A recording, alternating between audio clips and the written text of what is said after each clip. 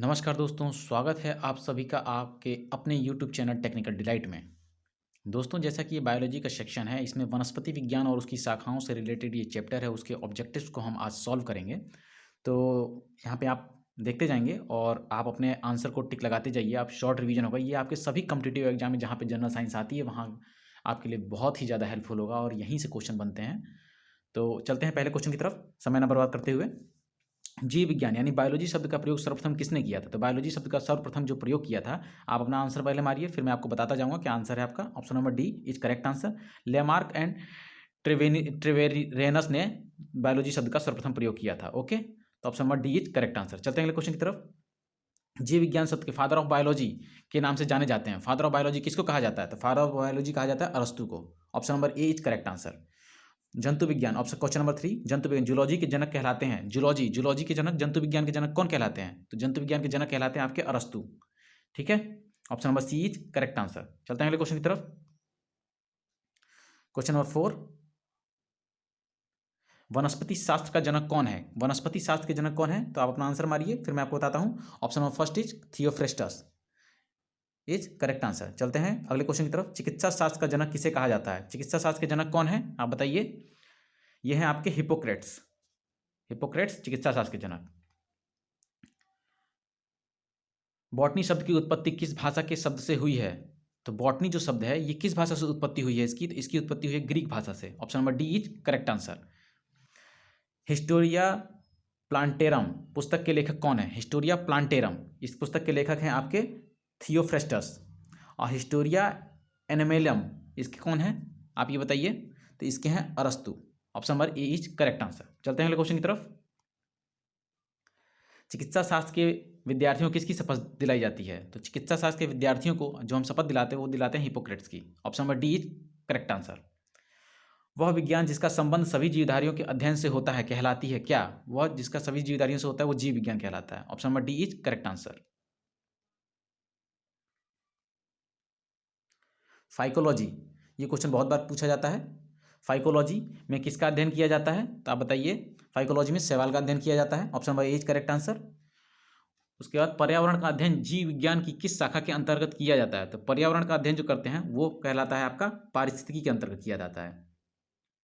फूलों के संवर्धन के विज्ञान को क्या कहते हैं? फूलों यानी कहने का मतलब फूलों के अध्ययन को क्या कहते हैं? फूलों क्या कहते हैं आप? Floriculture. Option number B is correct answer.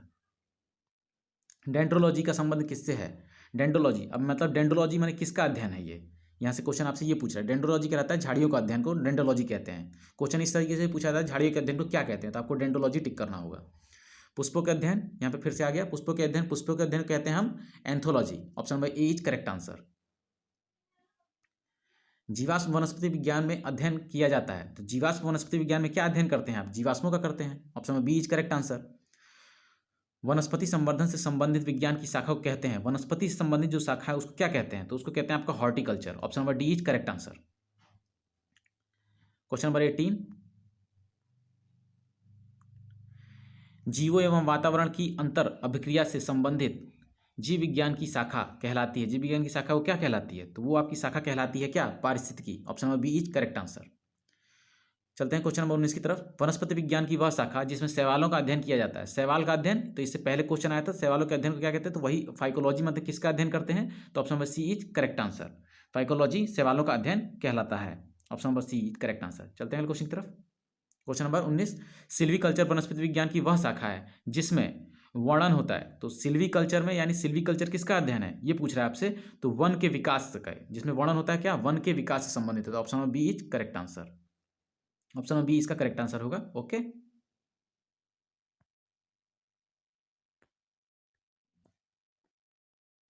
Question number 21, spermology में किसका अध्ययन होता है? तो स्पर्मोलॉजी में किसका अध्ययन होगा आपका? बीज का। Option number A is correct answer. उसके बाद क्वेश्चन नंबर 22, एग्रोस्टोलॉजी में अध्ययन होता है। एग्रोस्टोलॉजी में किसका अध्ययन होता है आप बताइए? घासों का अध्ययन कहलाता है एग्रोस्टोलॉजी। उसके बाद आता है पीडोलॉजी। पीडोलॉजी में अध्ययन किया जाता है, तो पीडोलॉजी में आप किसका अध्ययन करते हैं? तो पीडोलॉजी में आप करते हैं भूमि का। ओके, उसके बाद चलते हैं आनुवांशिकता एवं विभिन्नता के बारे में जानकारी देने वाले वनस्पति विज्ञान की शाखा को कहते हैं। तो आनुवांशिकता एवं विभिन्नता के बारे में जो जानकारी देता है उस शाखा को हम कहते हैं क्या? अनुवांशिकी कहते हैं। Option number C is correct answer. इसके नाम से ही क्लियर हो रहा है, तो option number C is correct answer. चलते हैं अगले क्वेश्चन की तरफ। पौधों को नाम देने वाला विज्ञान, जिसमें पौधों को नाम दिया गया, उस विज्ञान को क्या कहते हैं? वर्गीकी। पौधों को नाम देने वाले विज्ञान कहलाता है वर्गीकी। फलों का अध्ययन, फलों के अध्ययन को क्या कहते हैं आप? नेक्स्ट क्वेश्चन पूछ रहा है लॉजी, फलों का अध्ययन कहलाता है। ओके, क्वेश्चन नंबर 27, पराग कणों का अध्ययन क्या कहलाता है? तो पराग कणों का अध्ययन आपका क्या कहलाएगा? एंड पराग कणों का अध्ययन कहलाएगा palynology. Option number B is correct answer, palynology. संसार में पौधों के वितरण का अध्ययन क्या कहलाता है? संसार में पौधों के डिफरेंट टाइप के जो पौधे होते हैं उनका वितरण क्या कहलाता है? फाइटोजियोग्राफी। फाइटोजियोग्राफी, फाइटोजियोग्राफी, 2 बार आप नाम पढ़ेंगे तो उस तरीके से याद हो जाएगा आपको, phytogeography. Option number A is correct answer. चलते हैं अगले क्वेश्चन की तरफ। साग सब्जी उत्पन्न करने वाले पौधे का अध्ययन क्या कहलाता है? तो साग सब्जी जिसमें उत्पन्न करते हैं वो आपका कहलाता है olericulture. Option number A is correct answer, olericulture. Okay, वार्षिक वलयों का अध्ययन क्या कहलाता है? तो वार्षिक वलय में जैसे जो पेड़ होते हैं तो उनके पेड़ जैसे जितने बड़े होते जाते हैं तो उनमें वलय बनती जाती है, तो वो वलय जो होती है उतने साल को रिप्रेजेंट करती है पेड़ों में। तो वो जो वलय जो होती है उसको अध्ययन को पूछ रहा है कि क्या कहते हैं, तो उसके अध्ययन को कहते हैं हम डेंड्रोक्रोनोलॉजी। डेंड्रोक्रोनोलॉजी, डेंड्रोक्रोनोलॉजी कहलाता है वार्षिक वलयों का अध्ययन। Okay, option B is correct answer. चलते हैं क्वेश्चन की तरफ। सजावटी वृक्ष एवं झाड़ियों के संवर्धन से संबंधित अध्ययन क्या कहलाता है? जो सजावटी वृक्ष तथा झाड़ियों से संबंधित वृक्ष होते हैं उनके अध्ययन को क्या कहते हैं? तो उसको हम कहते हैं क्या? आर्बोरिकल्चर। आर्बोरिकल्चर। ओके, जैसे इसमें से आपको बहुत सारे नाम याद हो जाएंगे तो आप क्वेश्चन में जब आपको क्वेश्चन मिलेगा तो ऑप्शंस को एलिमिनेट करके भी आंसर को टिक कर सकते हैं। ओके, चलते हैं अगले क्वेश्चन की तरफ। पौधों की आंतरिक संरचना का अध्ययन कहलाता है, जो पौधों की आंतरिक संरचना होती है उनके अध्ययन को क्या कहते हैं? तो उनके अध्ययन को कहते हैं शारीरिकी। Option number C is correct answer. चलते हैं अगले क्वेश्चन की तरफ। पादप विज्ञान की शाखा कवक शास्त्र में किसका अध्ययन किया जाता है? कवक शास्त्र में आप किसका अध्ययन करेंगे? जैसा कि नाम से फफूंद का अध्ययन करेंगे। Option number A is correct answer. दिया है कि एग्रो फॉरेस्ट्री है। एग्रो फॉरेस्ट्री क्या है? तो एग्रो फॉरेस्ट्री कृषि के साथ उसी भूमि पर काष्ठीय बारहमासी वृक्ष लगाना। एग्रो फॉरेस्ट्री कहलाता है कृषि के साथ साथ, माने एक जैसे कहते हैं कि मैंने एक खेत में आप कुछ लगाए हुए हैं उसी के साथ साथ कोई वृक्ष लगा दिए हैं, तो काष्ठीय पौधे को जो बारहमासी वृक्ष उनको लगा देते हैं तो वो कहलाता है एग्रो फॉरेस्ट्री कहलाता है। वृक्ष संवर्धन किसका अध्ययन है? वृक्ष संवर्धन जो किसका अध्ययन है, तो ये आप बताइए, वृक्ष संवर्धन किसका अध्ययन है? तो ये वृक्षों एवं वनस्पति की खेती का अध्ययन है। वृक्षों एवं वनस्पति की खेती का अध्ययन है। क्वेश्चन नंबर 36, जीव द्रव्य के पृथक्करण एवं संयोजन से संबंधित वनस्पति विज्ञान की शाखा क्या कहलाती है? तो जीव द्रव्य के पृथक्करण एवं संयोजन माने उनका अलग होना और जुड़ना, ये संबंधित जो जीव विज्ञान है वो आपका कहलाएगा tissue culture. Option number C is correct answer. चलते हैं अगले क्वेश्चन की तरफ। ये क्वेश्चन नंबर 37 है, निम्नलिखित में से कौन सा एक सुमेलित नहीं है? तो कौन सा इसमें सुमेलित नहीं है पूछा, यानी बाकी 3 सुमेलित हैं। तो फूलों की खेती होती है फ्लोरिकल्चर, इससे पहले मैंने आपको अभी बताया, एक ऑप्शन क्वेश्चन आया था।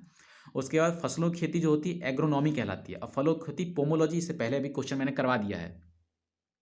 और सब्जियों की खेती, यहाँ पे ये सब्जियों की खेती ये ऑप्शन इनकरेक्ट है, तो सब्जियों की खेती ऑप्शन नंबर सी इज यहाँ पे करेक्ट आंसर हो जाएगा। और सब्जियों की खेती को हम हॉर्टिकल्चर नहीं कहते हैं। ओके, सब्जियों की खेती कहलाती है आपकी ऑलेरी कल्चर, इससे पहले अभी क्वेश्चन में आया था। तो यहाँ पे हमने एक चैप्टर को कंप्लीट किया, वनस्पति विज्ञान एवं उसकी शाखाएं को। अगर आपके लिए ये वीडियो हेल्पफुल है, आपको पसंद आता है तो चैनल को सब्सक्राइब करें, वीडियो को लाइक करें, अपने दोस्तों में शेयर करना ना भूलें। धन्यवाद।